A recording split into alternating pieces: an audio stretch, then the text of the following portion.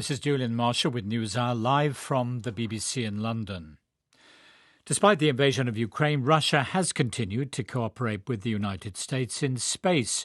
Only this week, a US astronaut and 2 Russian cosmonauts safely landed in Kazakhstan after leaving the International Space Station aboard the same capsule.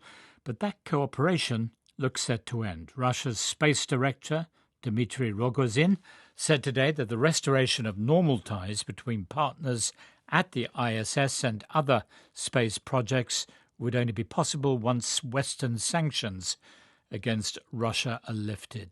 Leroy Chow is a former NASA astronaut and lived on board the ISS in 2004-05. What do you make of this threat, the statement from Dmitry Rogozin? I believe that this is just one more of a series of veiled threats that he's made. He's made no specific mention of any actions that would be taken.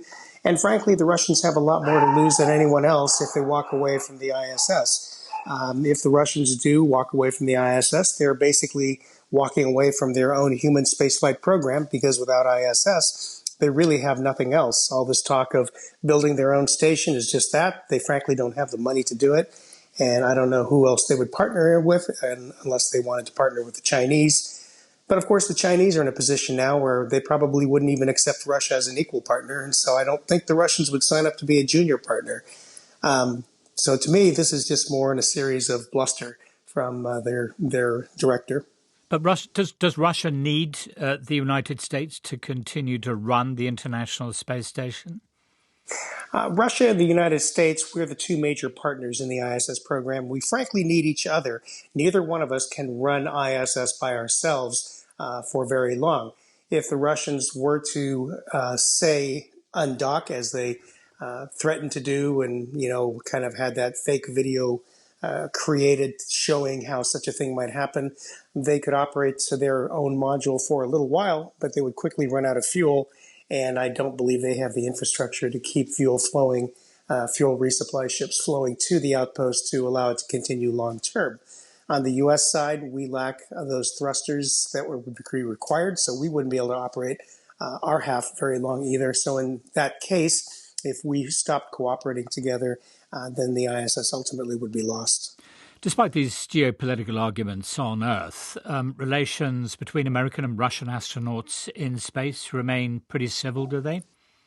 Absolutely. The people on board, the astronauts, the cosmonauts, are completely professionals. They're good friends. They've trained together for years. They've gotten to know each other and their families. Same with the people that work in the mission control centers. They're dedicated professionals on both sides, as well as the support engineers and other specialists. So as far as the working people go, there is dedication, professional dedication, and true deep friendships that endure, and they will continue to do their jobs unless the leadership orders them to stop doing so. And so that certainly is not going to come from the American side.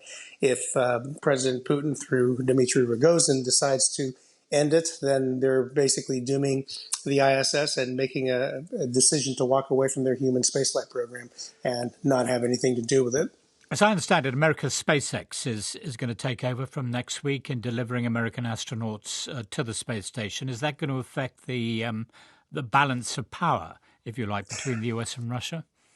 SpaceX started delivering astronauts, or transporting astronauts, US astronauts and Europeans and Japanese, to and from ISS about a year and a half ago. And so, of course, we did have a few logistics issues that required us to launch and recover some astronauts on Soyuz. But you're correct. Since we have SpaceX as an asset, we no longer have to rely on the Soyuz, the Russian Soyuz. Had we not developed this capability, this commercial capability, then we would absolutely be beholden to Russia, and they would have a whole lot more leverage on us than they do. Mr. Chow, many thanks. Leroy Chow, a former NASA astronaut who lived on board the International Space Station for 6 months between 2004 and 2005.